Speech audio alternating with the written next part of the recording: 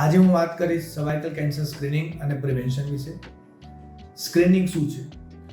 Screening આ એક પદ્ધતિ છે જેનાથી આપણે દર્દીઓને કેન્સરના લક્ષણો દેખાય એના પહેલાં આપણે કેન્સરને પકડી શકીએ અને એનો ઈલાજ કરી શકીએ.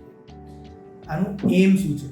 આનું મેઇન હેતુ એ છે કે આપણે જો કેન્સરને પહેલાં પકડીએ તો આપણે વ્યવસ્થિત એની સારવાર આપીને દર્દીને કેન્સરનું સારું આઉટકમ આપી શકીએ. કેમ સ્ક્રીનિંગ? સર્વાઇકલ કેન્સરમાં એક લોંગ પ્રીક્લિનિકલ ફેઝ હોય છે. આ ફેઝ એટલે દર્દીઓમાં કેન્સર બનવાનું શરૂ થવું અને કેન્સરના લક્ષણો દેખાવા એના વચ્ચેના સમયને પ્રીક્લિનિકલ ફેઝ કહેવાય, જે સર્વાઇકલ કેન્સરમાં ઘણો લાંબો અરાઉન્ડ 10 થી 20 વર્ષનો હોય છે. આ સમય દરમિયાન જો આપણે સ્ક્રીનિંગ કરીએ તો આપણે કેન્સરને પહેલા સ્ટેજીસમાં પકડી શકીએ છીએ અને એનો વ્યવસ્થિત ઇલાજ કરી શકીએ છીએ, જેનાથી દર 3 દર્દીમાં કેન્સરના કારણે મૃત્યુ થાય એમાંથી આપણે એક દર્દીને બચાવી શકીએ છીએ. કેન્સરનું સ્ક્રીનિંગ કેવી રીતે અને ક્યારે કરવું? આની એક ગાઈડલાઇન્સ હોય છે. એ ગાઈડલાઇન્સ મુજબ આપણે સર્વાઇકલ કેન્સરનું સ્ક્રીનિંગ 21 વર્ષની ઉંમરમાં શરૂ થાય છે. 21 વર્ષથી 30 વર્ષ સુધીની ઉંમરમાં આપણે પેપ ટેસ્ટ એવરી 3 વર્ષે કરાવીએ છીએ. 31 વર્ષથી લઈને 65 વર્ષ સુધીની ઉંમરમાં આપણે દર 3 વર્ષે પેપ ટેસ્ટ કે દર 5 વર્ષે પેપ સાથે HPV DNA કો ટેસ્ટિંગ કરીએ છીએ.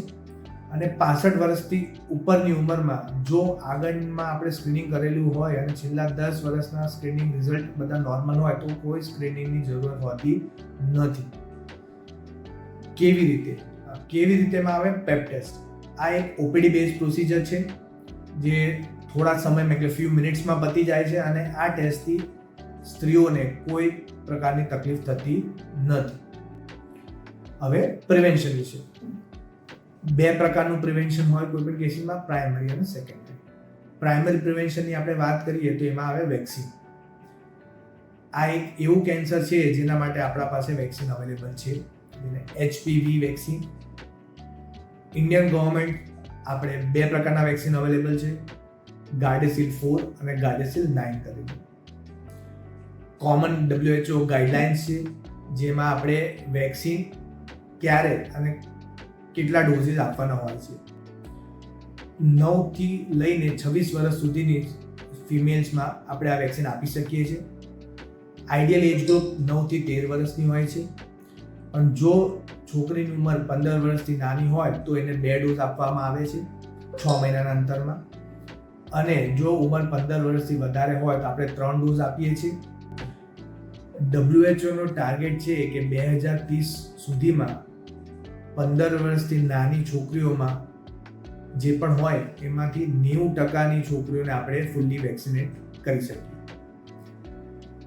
સેકન્ડરી પ્રિવેન્શનમાં આવે સ્ક્રીનિંગ, જે મેં આગળ વાત કરી, અને બીજું કે આપણે એ જગ્યાની માસિકની જગ્યાની વ્યવસ્થિત સફાઈ રાખવી, થાય એટલું અનપ્રોટેક્ટેડ સેક્સ્યુઅલ ઇન્ટરકોર્સ ના કરવું, મલ્ટિપલ સેક્સ્યુઅલ પાર્ટનર્સ ના રાખવા અને જાતે જાગૃત થવું અને બીજાને એ વિશે જાગૃત કરવું. Thank you.